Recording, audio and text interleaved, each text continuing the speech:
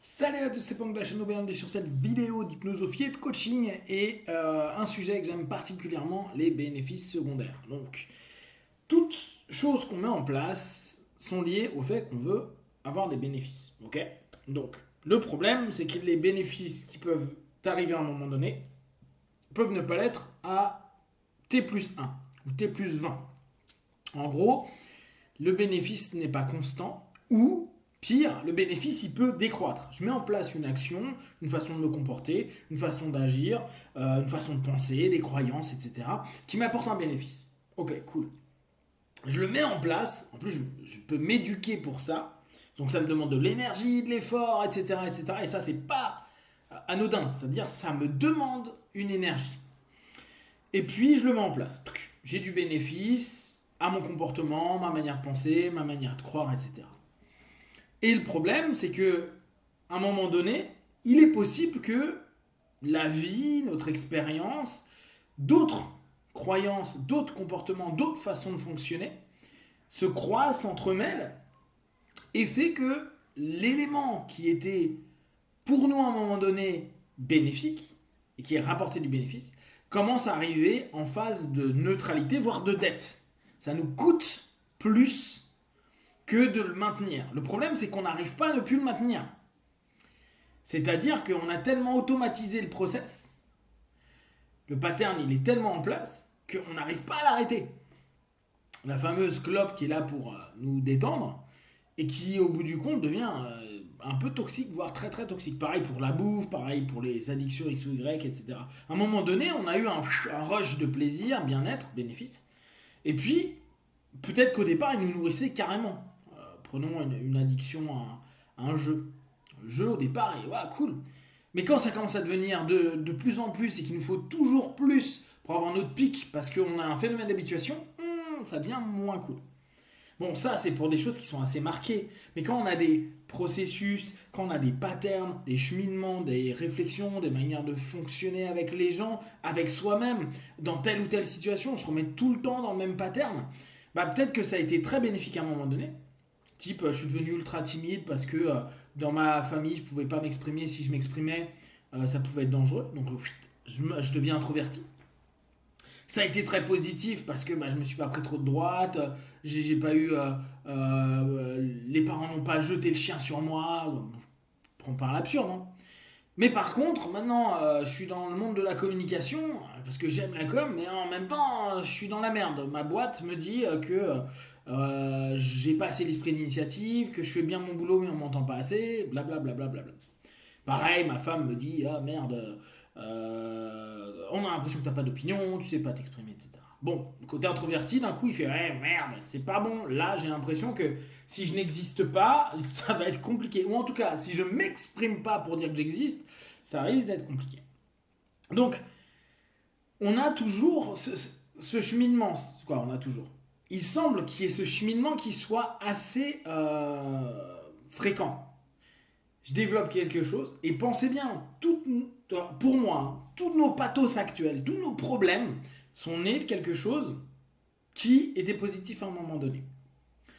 Et ça, je trouve que c'est important à prendre en compte. C'est-à-dire que, ok, aujourd'hui, tu en as ras-le-bol d'être addict à ceci, euh, dans tel type de comportement, dans tel type de façon de penser, dans tel type de croyance. Et c'est une réalité, c'est chiant.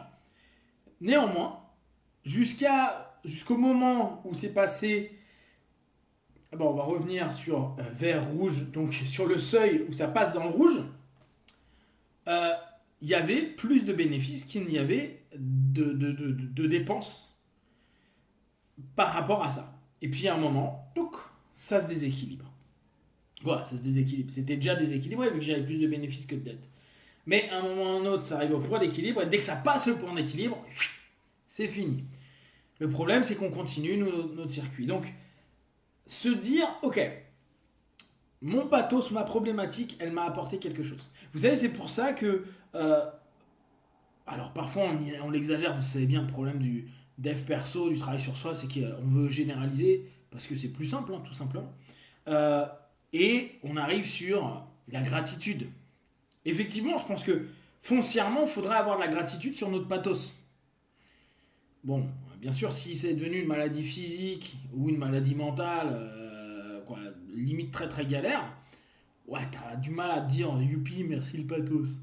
Néanmoins, c'est le concept qui m'intéresse. C'est de se dire, ok, jusqu'à présent, ce processus-là m'a apporté du bénéfice. Il m'a peut-être apporté du bénéfice 1 an, 10 ans, 20 ans, 30 ans, 40 ans, 50 ans. Bon, maintenant je paie. Où j'étais peut-être en zone d'équilibre et ça passait zone verte, rouge, verte, rouge, verte, rouge, verte, rouge, rouge, rouge, rouge, rouge, un peu vert, un petit peu comme certains comptes en banque de temps à autre. Donc là, on est en train de payer. On paie parce que le problème, c'est dès qu'on est en rouge, bah, on peut faire le parallèle avec les comptes en banque. Hein.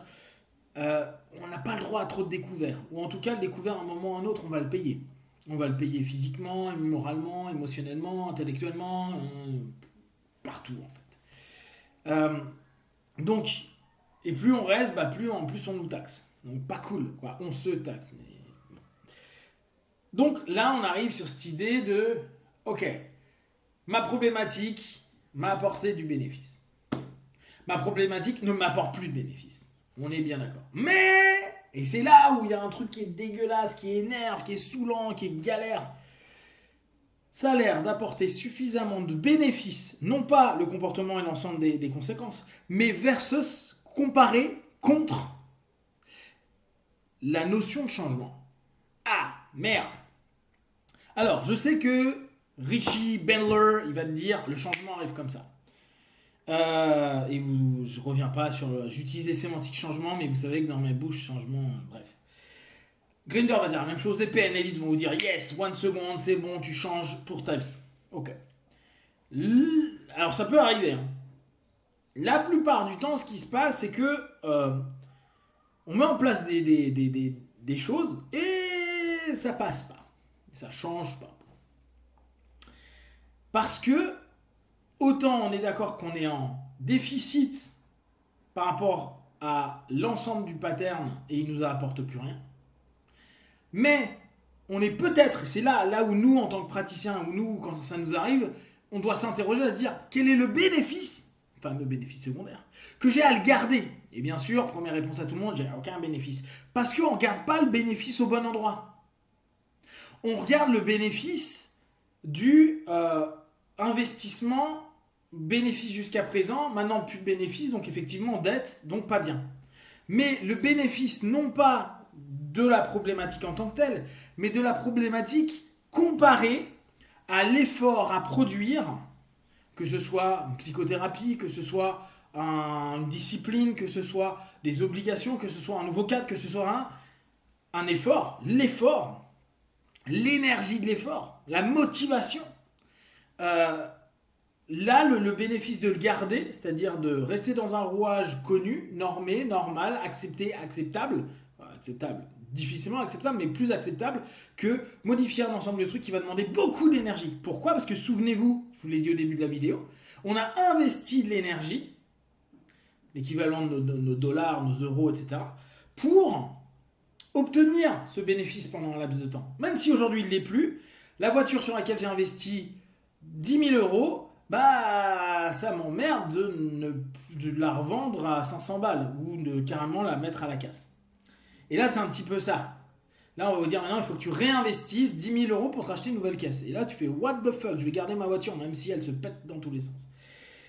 Et c'est là où je pense qu'il y a quelque chose que nous, on a à travailler, à prendre en compte, c'est ce bénéfice à garder versus. Donc en gros, on est sur la dépense d'énergie, le maintien de quelque chose qu'on connaît mais qui est peu énergivore versus l'action énergivore au possible. Et peut-être pas que de l'énergie physique, émotionnelle, psychique, mais aussi financière, etc., pour aller vers autre chose. Bon, je m'arrête là pour l'instant, mais pour l'instant, je vous laisse juste penser sur cette idée-là et voir ce que ça crée à l'intérieur de vous. Est-ce que vous avez des pathos qui ne passent pas et qui, au bout du compte, sont en dette, mais le changement, même s'il est sexy, l'effort pour le faire, admettons, il vous faut 1 an, 2 ans, 3 ans, êtes-vous prêt à le faire ? Et là, justement, je ne vous dis pas en 30 secondes. Hein. Si vous avez des questions à vous partager sur Facebook, YouTube, j'y répondrai le plus rapidement possible. Et comme d'habitude, tout ce que je propose ne prenez que ce qui est bon et juste pour vous. Testez, analysez et concluez. Be one.